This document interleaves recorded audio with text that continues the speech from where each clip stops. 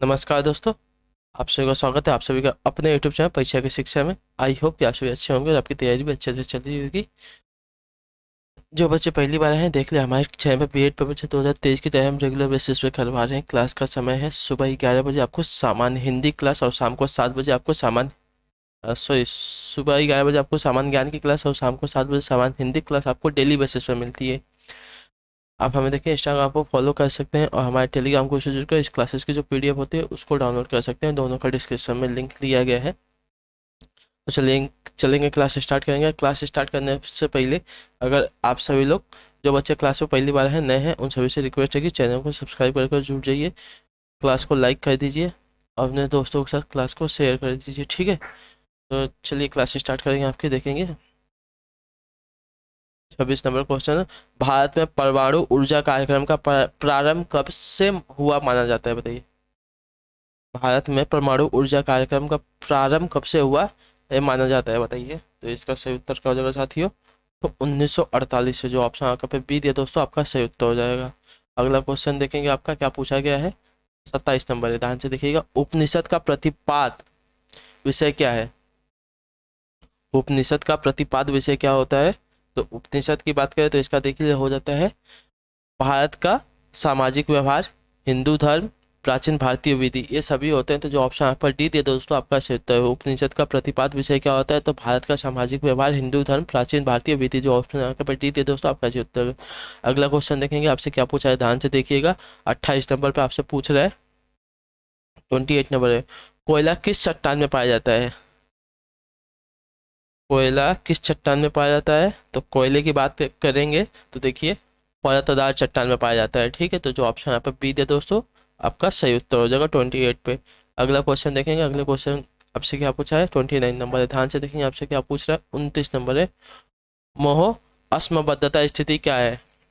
मोह असमबद्धता स्थिति क्या होती है?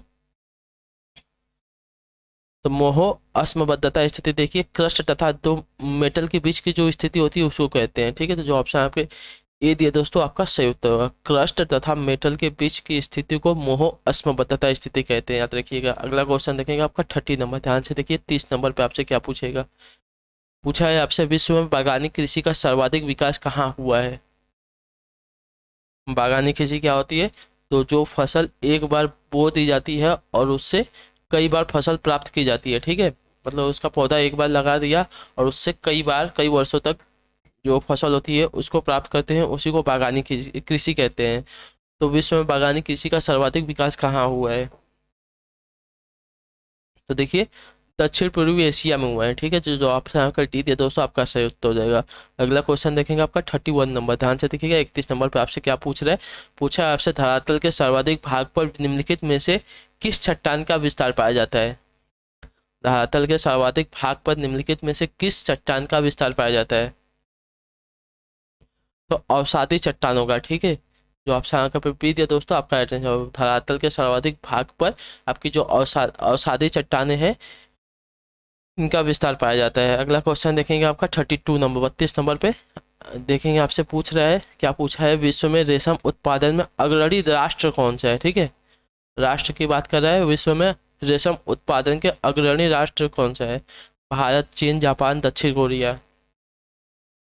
तो देखिए चीन है, रेशम उत्पादन में अग्रणी आपका चीन आ जाएगा, ठीक है।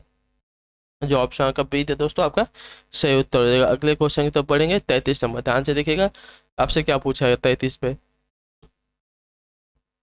निम्नलिखित फसलों में से कौन सी फसल भारत में संसार के सभी देशों से अधिक होती है, बताइए। कौन सी फसल भारत में संसार के सभी देशों से अधिक होती है? गेहूं, चावल, गन्ना, कपास। देखिए गन्ना, ठीक है। गन्ना की खेती हमारे भारत में सर्वाधिक होती है बाकी सभी देशों के मुकाबले। और राज्य की बात करें तो अपना उत्तर प्रदेश, उत्तर प्रदेश अपना गन्ना उत्पादन में नंबर 1 पे आता है, ये भी बात याद रखिएगा। अगले क्वेश्चन की तरफ बढ़ेंगे, आपका 34 नंबर, 34 नंबर है। आपसे देखिए क्या पूछा है 34 पे, गहरे समुद्री गोताखोरों के शोषण के लिए ऑक्सीजन के तनुकरण के लिए किस गैस का प्रयोग किया जाता है?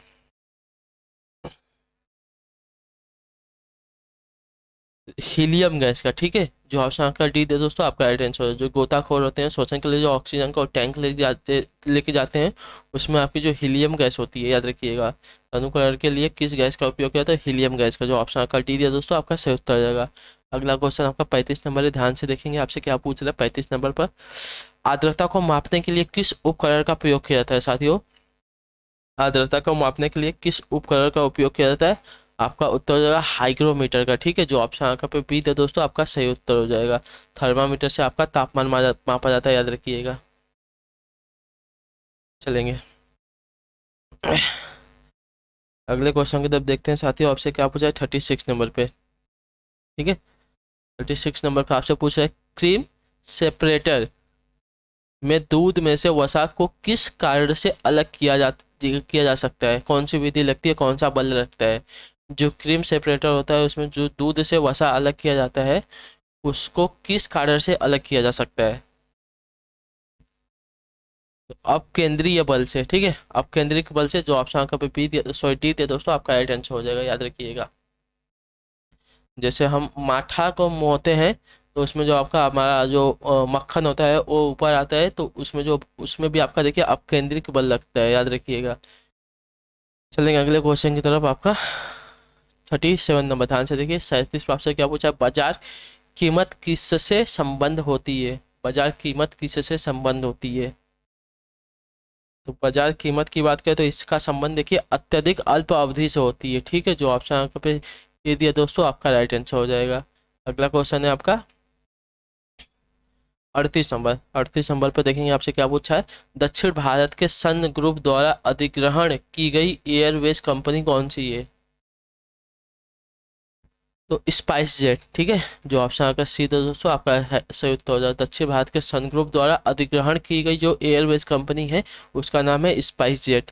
अगला क्वेश्चन है आपका, ध्यान से देखेंगे। 39 नंबर है, आपसे क्या पूछ रहा है? पूछा है आपका भारत इसलिए धर्मनिरपेक्ष राज्य है क्योंकि इस देश में क्या होता है?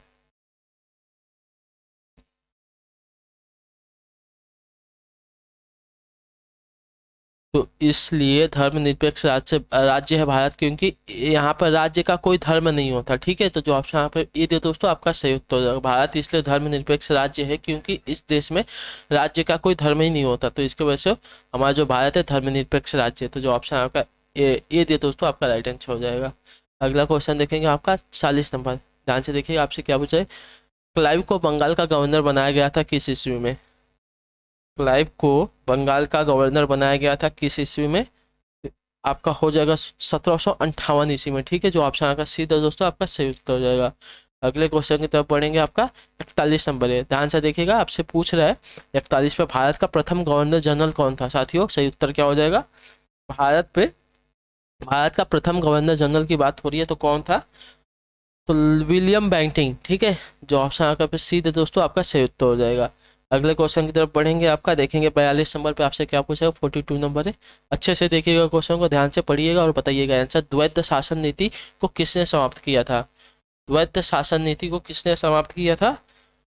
तो वॉरेन हेस्टिंग ने। ठीक है, जो ऑप्शन सी दे दोस्तों आपका सही उत्तर हो जाएगा। अगले क्वेश्चन की तरफ बढ़ेंगे, इसी के साथ आपका 43 नंबर, बहुत ही अच्छे। 43 नंबर, ध्यान से देखा। अंग्रेजों का सर्वाधिक विरोध किसने किया था? अरे अंग्रेजों का सर्वाधिक विरोध किसने किया था इसकी बात करें तो देखिए मराठों ने किया था। ठीक है, जो ऑप्शन आपका पे डी दे दोस्तों आपका राइट आंसर है। राजपूतों ने नहीं, मुगलों ने नहीं, सिखों ने नहीं, सबसे ज्यादा हो रहा है। ठीक है, सबसे अधिक की बात हो रही है तो सबसे अधिक विरोध आपका मराठों ने किया था, याद रखिएगा। उसके बाद चलेंगे अगले क्वेश्चन की तरफ। देखिए आपसे क्या पूछा गया। 44 नंबर है, अच्छे से देखिए। एक मार्क किसके मापक की गारंटी है बताइए? एक मार्क एक मार्क किसके मानक की गारंटी देता है बताइए? जो एक मार्क होता है किसके मानक की गारंटी देता है? तो गुणवत्ता की। ठीक है, जो ऑप्शन ए दे दोस्तों आपका सही उत्तर हो जाएगा। अगला क्वेश्चन देखेंगे आपका 45 नंबर है साथियों, ध्यान से देखिएगा और बताइएगा इसका सही उत्तर क्या हो जाएगा। 45 पे कालाजार का रोग वाहक कौन है बताइए? कालाजार जो रोग होता है उसको कौन सा जो मच्छर मक्खी कौन सा लेके जाता है, मतलब किसके वजह से वो फैलता है, रोग वाहक कौन सा है उसका? कालाजार का रोग वाहक देखिए सिकता मक्खी मक्खी होती है। ठीक है, जो ऑप्शन यहाँ पे डी दिया दोस्तों आपका राइट आंसर हो जाएगा। याद रखिए कालाजार जो रोग वाहक कौन होता है? तो सिकता मक्खी। अगला क्वेश्चन देखेंगे आपका 46 नंबर, अच्छे से देखिएगा। क्या पूछा है आपका 46 पे पूछा है, विश्व डेजर्टिफिकेशन उन्मूलन दिवस किस दिन मनाया जाता है? विश्व डेजर्टिफिकेशन उन्मूलन दिवस किस दिन मनाया जाता है? इस क्वेश्चन का आंसर देने के बाद आपको बताया जाएगा। आज बताइएगा आज कौन सा दिन है और किसका जन्मदिन है आज। तो विश्व डेजर्टिफिकेशन उन्मूलन दिवस की बात करें तो इसका उत्तर हो जाएगा साथियों 17 जून को मनाया जाता है। ठीक है, जो ऑप्शन आपके पर बी दिया दोस्तों 46 पे। ठीक है, तो आपका जो ऑप्शन नंबर यहाँ पे बी दिया दोस्तों आपका सही उत्तर हो जाएगा। और आज की बात करें तो आज है आपका 12 जनवरी। ठीक है, 12 जनवरी को किसका जन्मदिन है? स्वामी विवेकानंद का। ठीक है, विवेकानंद का आज जन्मदिन है। और आज के दिन आ, युवा दिवस के रूप में मनाया जाता है। ठीक है, याद रखिएगा आज का दिन है युवा दिवस के रूप में मनाया जाता है। तो ये भी बात याद रखिए, 12 जनवरी को स्वामी विवेकानंद का जन्मदिन होता है और इसी दिवस के दिन में युवा दिवस के रूप में मनाया जाता है, याद रखिएगा। चलेंगे अगले क्वेश्चन की तरफ। आपका 47 नंबर है, 47 नंबर है। आपसे क्या पूछा गया, ध्यान से देखिए। यदि किसी राज्य की विधानसभा में किसी दल को पूर्ण बहुमत नहीं प्राप्त हो तो राज्यपाल किसके अनुसार कार्यवाही करेगा? यदि किसी राज्य की विधानसभा में किसी दल को पूर्ण बहुमत नहीं प्राप्त हो तो राज्यपाल किसके अनुसार कार्यवाही करेगा? तो स्वनिर्णय पर। ठीक है, मतलब खुद के निर्णय पर आगे की जो कार्रवाई है वो करेगा। ठीक है, तो जो ऑप्शन आपका पे डी दिया दोस्तों आपका सही उत्तर हो जाएगा। अगला क्वेश्चन देखेंगे आपका 48 नंबर, ध्यान से देखिए। 48 पे आपसे क्या पूछा गया है? 48 पे आपका है, कौन सा ग्रह सूर्य की एक परिक्रमा 88 दिनों में पूरी करता है? बताइए, 88 दिनों में सूर्य का कौन सा ग्रह है जो सूर्य की एक परिक्रमा 88 दिनों में पूरा करता है? तो बुध ग्रह है। ठीक है, जो ऑप्शन आपका पे ए दे दोस्तों आपका सही उत्तर हो जाएगा। 88 दिनों में पूरे करता है सूर्य की परिक्रमा। अगला क्वेश्चन देखेंगे आपका 49 नंबर, ध्यान से देखिए क्या पूछा गया है।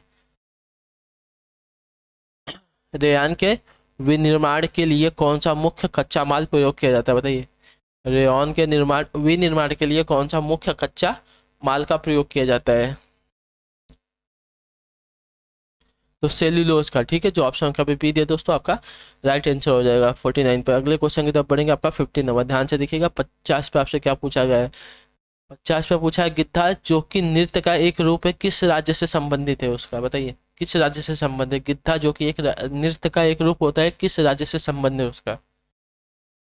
तो पंजाब से। ठीक है, जो ऑप्शन आपका पे ये दिया दोस्तों आपका राइट आंसर हो जाएगा साथियों। तो इसी के साथ जो आपके यहाँ पे जीके जीएस की क्लास है कंप्लीट होती है आज वाली।